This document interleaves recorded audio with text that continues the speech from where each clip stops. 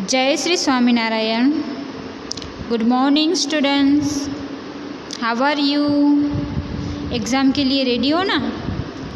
चलो आज हम गुजराती का सिलेबस समझेंगे। चैप्टर नंबर 1, 2, 3, 5, 6, 7, 8 ये सभी चैप्टर आपको करने हैं, ठीक है। तो यहाँ पे सबसे पहले है गद्यांश। गद्यांश जब करवाया तभी भी आपको समझाया था मैंने, फिर भी एक बार याद दिला दूँ।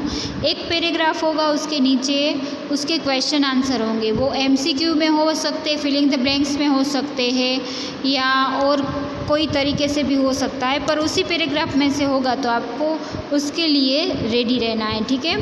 अब उसके बाद होगा शब्द समूह माटे एक शब्द। आपकी टेक्स्ट बुक में पीछे है, पेज नंबर 71 में है शब्द समूह माटे एक शब्द, वो आपको करने हैं, ठीक है। तो उसमें वो सारे के सारे 1 से लेकर 15 तक सारे के सारे कर लेने हैं। उसके बाद है समानार्थी शब्द।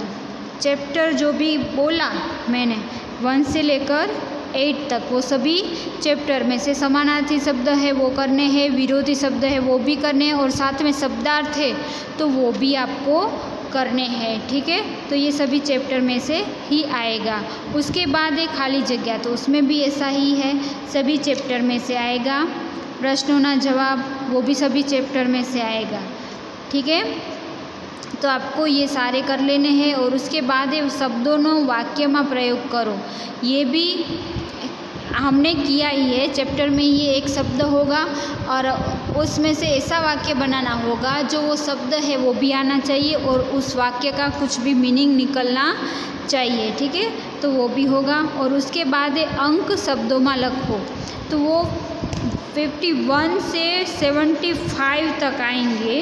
पेज नंबर 70 पे आपके ये अंक है, तो वहाँ से आप रीड कर सकते हो। उसमें अंक लिखा होगा और उसके सामने आपको शब्द में लिखना है। जैसे कि 51 लिखा होगा तो आपको सामने क्या लिखना है? 51, ओके।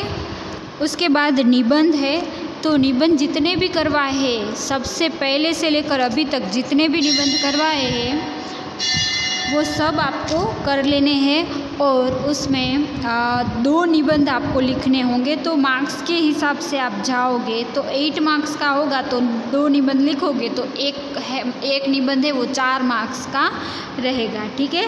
उसी तरह से चित्र वर्णन भी इसी तरह से है, तो वो भी चित्र वर्णन 2 करने हैं, ठीक है। और सुलेखन है, सुलेखन मतलब अच्छी राइटिंग करके ऊपर की लाइन को टच करके जो भी उसमें विराम चिन्ह है, अल्प विराम, कोमा कहाँ पे लगाया है, सब कुछ अच्छी तरह से लिखोगे तो उसके हिसाब से आपको मार्क्स मिलेंगे, ठीक है। तो अब ये पूरा सिलेबस है वो मैंने आपको समझा दिया। आई होप आपको समझ में आया होगा। Thank you.